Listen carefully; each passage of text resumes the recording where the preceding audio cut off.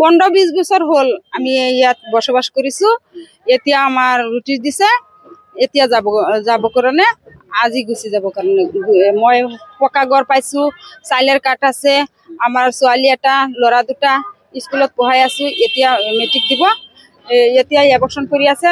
ছোৱালীটোক স্কুলত আজি 3 দিন হ'ল যাব নোৱাৰে। ফাইনেল দিব। এতিয়া মই ল'ৰা ছোৱালী লৈ ক'ত যাম?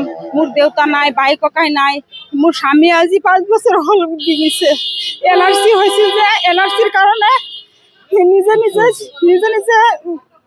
ডিঙিছে, নিজে মৰিছে।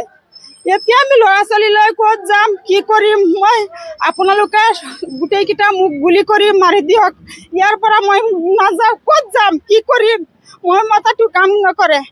এতিয়া আৰু কি কম? চৰকাৰী মাটি থাকো, চৰকাৰে দিছে।